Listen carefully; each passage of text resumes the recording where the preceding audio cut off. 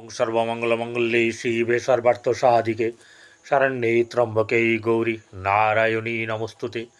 সৃষ্টিস্থিতি বিনাশানং শক্তিভূতে সনাতনী গুণাশ্রয় গুণময় নারায়ণী নমস্তুতে। জয় বড় মায়ের জয়, জয় মহাদেবী মহামায়ের জয়। প্রত্যেকের জীবন সুন্দর ও আনন্দময় হোক, প্রত্যেকের সুখে খুশিতে শান্তিতে এবং দুধে ভাতে থাকুন। আপনারা প্রতিদিনের মতন আজকেও দেখছেন আজকের রাশিফল।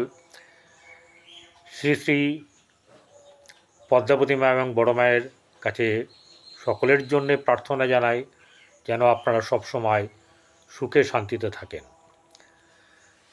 ব্যাপার হচ্ছে যে আজকের রাশিফল দেখছেন জ্যোতিষ আচার্য পরিতোষদের চ্যানেলে। আমি পরিতোষদের আপনাদের সামনে এই ভিডিওতে উপস্থিত হয়েছি। আজ 13ই আষাঢ় 28শে জুন শনিবার। তিথি হচ্ছে শুক্লপক্ষের তৃতীয়া তিথি। চন্দ্র কর্কটে পুষ্যা নক্ষত্রে অবস্থান করছে। 6টা 36 পরে অশ্লেষা নক্ষত্রে গমন করেছে। রাহুকাল সকাল 8টা 17 মিনিট 11 সেকেন্ড থেকে 9টা 58 মিনিট 30 সেকেন্ড পর্যন্ত এই রাহুকাল অবস্থান করবে। কলকাতাকে কেন্দ্র করে এই রাহুকাল বলা হয়।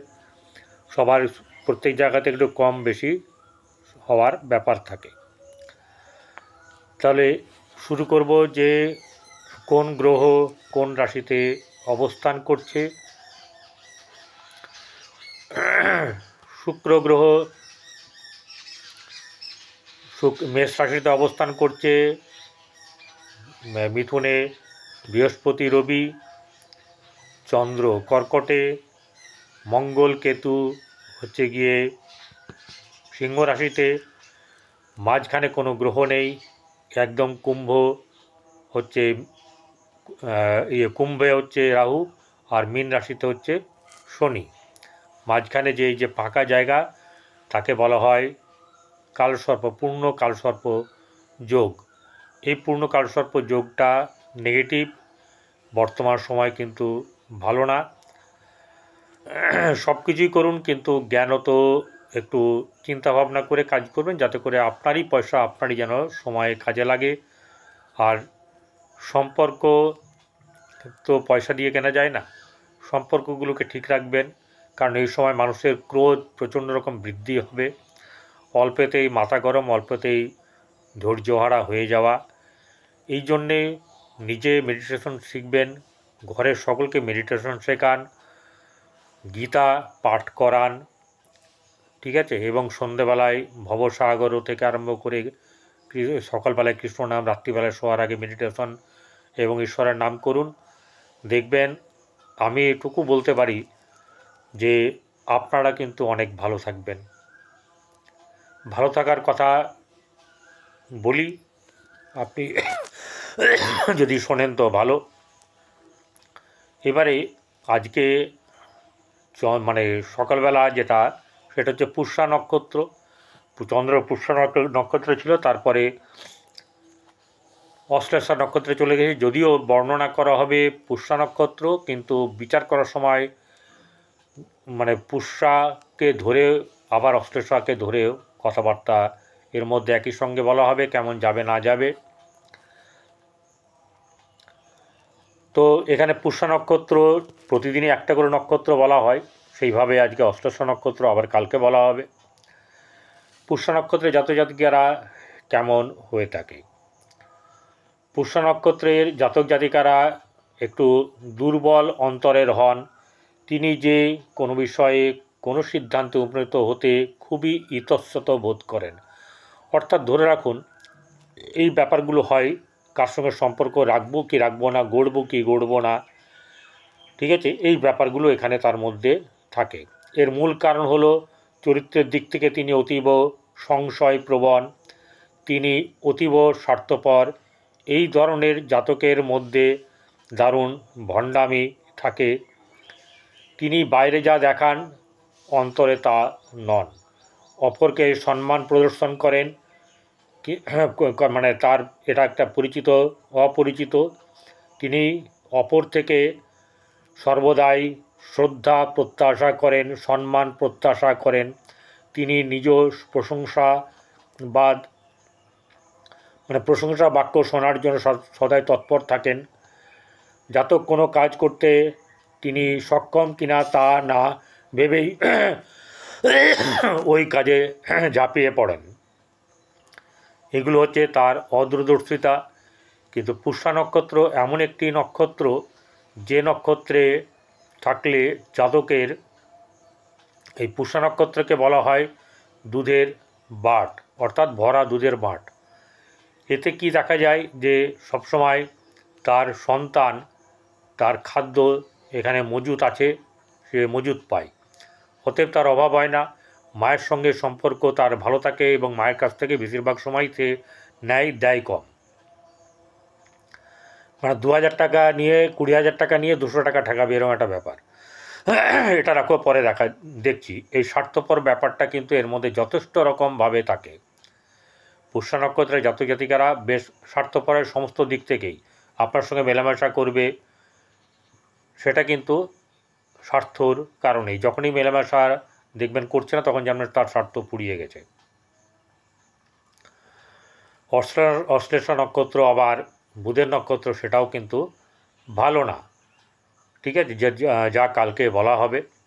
একটা কথা বলি এখানে, যেটা হচ্ছে গিয়ে এই যে রাশিচক্রের যে ব্যাপার আছে, এই রাশিচক্রের মধ্যে মেষ রাশির আজকের দিন কিন্তু মধ্যম শুভ যাবে এবং পরবর্তী দিকে বেলার দিকে কিন্তু একটু খারাপ যাওয়ার সম্ভাবনা থাকবে, যদিও খুব খারাপ হবে না, কারণ বুধ এখানে নিজেই বসে আছে।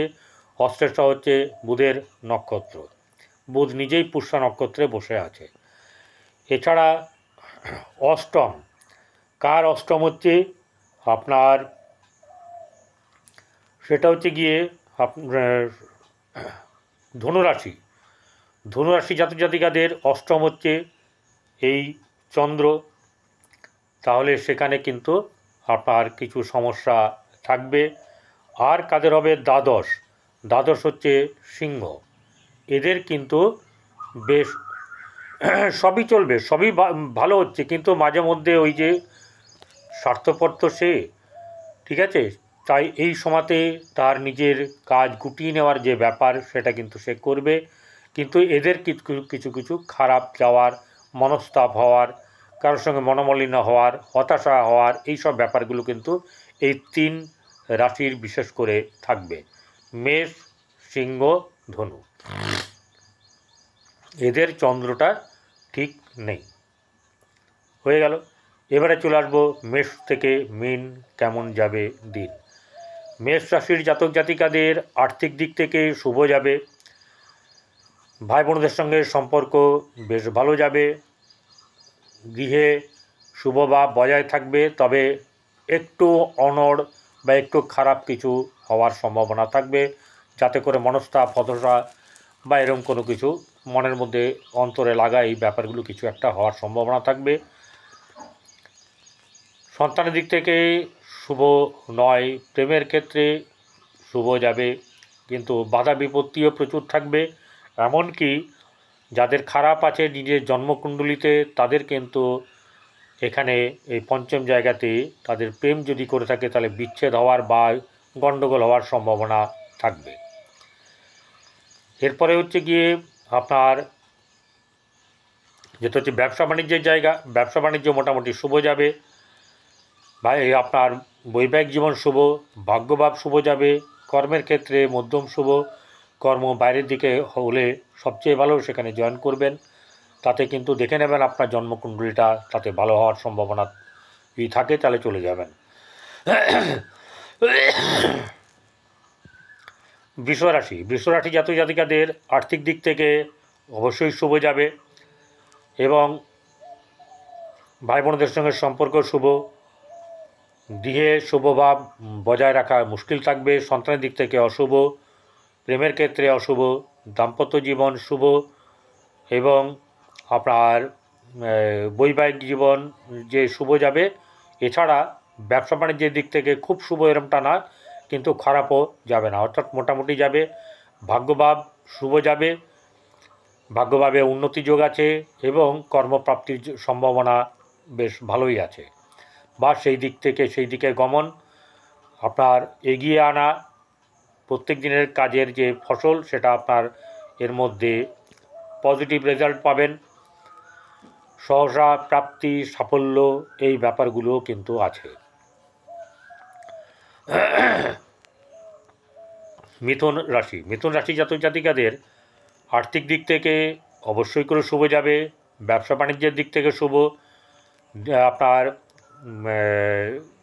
পরিবার, আত্মীয় স্বজন, তাদের সঙ্গে সম্পর্ক বেশ শুভ যাবে, ভাই বোনদের সঙ্গে সম্পর্ক অশুভ, গৃহে শুভ বা বজায় থাকবে না, প্রেমের ক্ষেত্রে শুভ, দাম্পত্য জীবন শুভ যাবে, সন্তানের দিক থেকে শুভ, ব্যবসা বাণিজ্যের দিক থেকে শুভ, ব্যবসা বাণিজ্যে বৃদ্ধির যোগ, লাভবান হওয়ার ব্যাপার থাকবে, আর মোটামুটিভাবে ভাগ্যভাব ভালো যাবে, কর্মক্ষেত্রের জায়গায় বেশ উন্নত আছে, সহসা প্রাপ্তি, লাভ, সাফল্য কোনো কিছু থাকবে।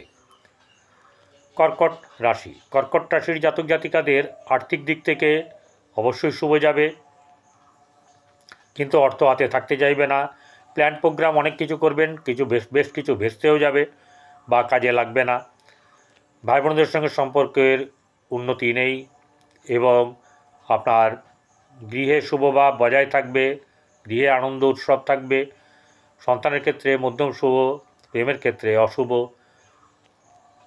দাম্পত্য জীবন বা বৈবাহিক জীবন শুভ যাবে, ব্যবসা বাণিজ্যে শুভ যাবে, ভাগ্যভাব মধ্যম শুভ, কর্মক্ষেত্রের জায়গায় তার থেকেও অনেক শুভ থাকবে। চলে আসবো কর্কটের পরে সিংহ রাশির জাতক জাতিকাদের আর্থিক দিক থেকে শুভ সেরকম কিছু নেই, ভাই বোনদের সঙ্গে সম্পর্কের শুভ যাবে, গৃহে চাপানুতর থাকবে, বেশ মায়ের সঙ্গে সম্পর্কের অবনতিও হতে পারে, অথবা মায়ের শরীর খারাপ, শারীরিক দিক এরকম কিছু থাকবে, বা মনস্তাপ থাকবে, এরকম ব্যাপারগুলো থাকবে। সন্তানের দিক থেকে শুভ যাবে, প্রেমের ক্ষেত্রে শুভ, দাম্পত্য জীবন মধ্যম শুভ, ব্যবসা বাণিজ্যের দিক থেকে শুভ যাবে, ভাগ্যভাব শুভ, কর্মক্ষেত্রের জায়গায় তত শুভ নয়, সাফল্য কিন্তু কোনো না কোনো দিক থেকে আসার সম্ভাবনা আছে। সিংহ রাশির পরে কন্যা রাশির জাতক জাতিকাদের আর্থিক দিক থেকে অবশ্যই শুভ যাবে, কিন্তু মনস্তাপ, হতাশা, নানা রকম এরকম ব্যাপারগুলো কিন্তু থাকবে, ভাই বোনদের সঙ্গে সম্পর্ক মধ্যম শুভ, গৃহে শুভ ভাব, আনন্দ উৎসব থাকবে, এরকম ব্যাপারগুলো থাকবে, আর গৃহে অতিথি আগমনও হওয়ার সম্ভাবনা থাকবে, সন্তানের দিক থেকে শুভ যাবে, প্রেমের ক্ষেত্রে শুভ, দাম্পত্য জীবন শুভ যাবে না, এবং ব্যবসা বাণিজ্যের দিক থেকে কিন্তু খুব বেশি শুভ এরকম আশা করাটা যাবে না, কোনো না কোনো দিক থেকে সাফল্য, পয়সা আসার সম্ভাবনা থাকবে, আপনার কর্মের জায়গায়, ভাগ্যর থেকেও কর্মের জায়গায় বেশ শুভ থাকবে, কর্মে লাভ, এবং আপনাদের যারা প্রাপ্য যেরমভাবে তাদের ক্যাপাবিলিটি সে অনুযায়ী তারা গভর্নমেন্ট সার্ভিস বা গভর্নমেন্ট রিলেটেড জব পাওয়ার সম্ভাবনা আছে। দেখতে হবে যে আপনার জন্মকুণ্ডলী কী বলছে, এবং কোনো জায়গা থেকে না কোনো জায়গা থেকে সাফল্য পাওয়ার সম্ভাবনা আপনার থাকবে। কন্যার পরে তুলা রাশি জাতক জাতিকাদের আর্থিক দিক থেকে মধ্যম শুভ, ভাই বোনদের সঙ্গে সম্পর্ক বেশ শুভ যাবে, পরিবার, আত্মীয় স্বজনের সঙ্গে সম্পর্ক ভালো, আর গৃহে শুভ ভাব বজায় থাকবে, সন্তানের ক্ষেত্রে মধ্যম শুভ, প্রেমের ক্ষেত্রে শুভ যাবে, দাম্পত্য জীবন শুভ, এবং আপনার বৈবাহিক জীবন শুভ যাবে, ভাগ্যভাব অতীব শুভ, কর্মক্ষেত্রের জায়গায় কর্মলাভ হওয়ার সম্ভাবনা অবশ্যই থাকবে, কর্মপ্রাপ্তিরও যোগ আছে। চলে আসবো তুলার পরে বৃশ্চিক রাশি জাতক জাতিকাদের আর্থিক দিক বেশ শুভ যাবে, ভাই বোনদের সঙ্গে সম্পর্ক মধ্যম শুভ, গৃহে শুভ ভাব বজায় থাকবে মোটামুটিভাবে, সন্তানের ক্ষেত্রে অশুভ, দাম্পত্য জীবনের ক্ষেত্রে অশুভ, খুব একটা শুভ নয়, ব্যবসা বাণিজ্যের দিক থেকে শুভ নয়, প্রেমের ক্ষেত্রে অশুভ, সন্তানের দিক থেকে চিন্তার ব্যাপার। আচ্ছা, এবারে ভাগ্যভাব শুভ যাবে, কর্মক্ষেত্রের জায়গায় অতীব শুভ, কর্মলাভ হওয়ার সম্ভাবনা থাকবে, বা সেই দিকের থেকে কোনো শুভ খবর পাওয়ার সম্ভাবনা থাকবে। চলে আসবো বৃশ্চিক রাশির পরে ধনু